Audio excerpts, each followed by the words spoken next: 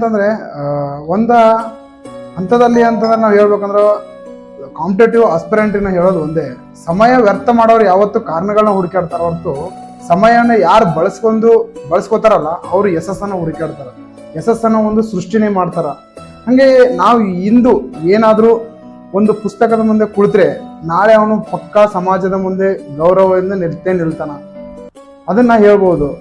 ಇನ್ನು ನೆಕ್ಸ್ಟ್ ನಾವು ಏನೇ ಅಂದ್ರೂ ಎಂಥ ಪರಿಸ್ಥಿತಿಯೊಳಗೆ ಬಂದ್ರೂ ನಾವು ಈ ಒಂಥರ ಗಡಿಯಾರ ಸೂಜಿ ಯಾವ ಥರ ನಿಲ್ಲುವುದಿಲ್ಲಲ್ಲ ಆ ಥರ ನಮ್ಮ ಕನಸುಗಳು ನಿಲ್ಲಬಾರ್ದು. ಇದೇ ಒಂದೇ ಆಸ್ಪಿರೆಂಟಿಗೆ ನಾ ಹೇಳೋದು. ಯಾಕಂದ್ರೆ ಶಿಕ್ಷಣ ಏನಿಲ್ಲ ಒಂದು ಆಯುಧ, ಇದೊಂದು ಆಯುಧ ಇದ್ದಂಗ.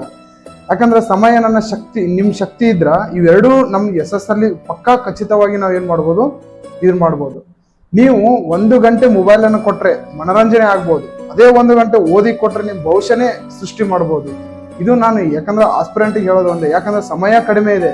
ಆ ಸಮಯ ತಕ್ಕಂಗೆ ನಾವು ಏನ್ ಮಾಡ್ಬೇಕಂದ್ರೆ ಈ ಕಾಲವನ್ನು ಅಂದ್ರೆ ಸ್ಟಡಿ ಮುಖಾಂತರ ನಾವು ಏನ್ ಮಾಡ್ಬೇಕ, ಇದನ್ನ ಈ ಹುದ್ದೆಯನ್ನ ಪಡಲೇಬೇಕು ಅನ್ನೋ ಒಂದು ದೃಢ ನಿರ್ಧಾರ ಮಾಡಿ ನಾವೇನ್ ಮಾಡ್ಬೇಕಂದ್ರೆ ಅದಕ್ಕೆ ಖಂಡಿತ ನಾವು ಓದ್ಲೇಬೇಕು.